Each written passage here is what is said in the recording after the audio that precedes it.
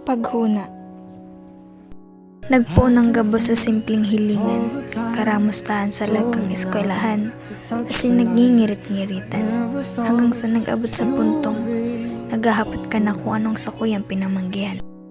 Magkaulay kita poon, aga hanggang matanga, mayong aldo na ikamay nga magsabi, padangat ta ka, asin mag-ingat ka. Sabi ang iba na perpektuhon dakit ng duwa, nakita na hanggang sa satuyang pagtakula, na iyong manyani ko tang sa kuyang paghuna.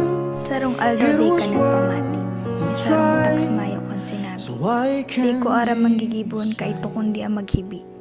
Sana okay pakitayan ng sakuyang pangadji. Naghibo kong sala, tanot na nagrayo ka bigla sa kuya, tanot na bigla kang magsawa, tanot na sinabi mag-break na kitang duwa. Paghuna ko mayong mabago sa tuya, paghuna ko maibanan pagtangang sa pagtakuna, paghuna ko ako lang sa imong padaba, pero taano puros na sa napaghuna. Paghuna ko day mo ako kukulgan, paghuna ko sa kalang mahiling kinaagahan, paghuna ko ako lang sa imong iisipan kinabanggihan, paghuna ko ako lang sa imong hahatukan.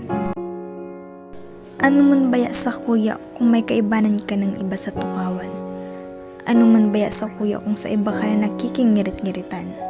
Ano man baya sa kuya kung iba nang sa imong kaibanan? Ano man baya sa kuya kung bako na ako ang sa imong nangungutan? Day na dapat ako naaapektuhan.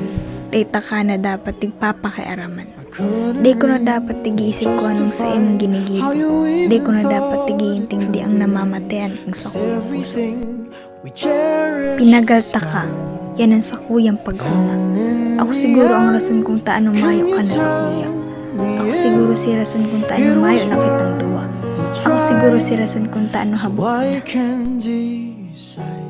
Dawa huri na, gusto ko lang sabihin na maya akong pinadangat na araw kay ito kundi kasana. Dawa tigubos ta ka, kalang sinabihan ko ni padangat ta ka. Paaram na sa kuyang kuya. Paaram sa mga alon na ikasakuyang kaiba. Padangaton pa. Sana sa pag-abot kang panahon, ako na lang ulit ang sa imong piling. Dawa ng pangklaseng aso.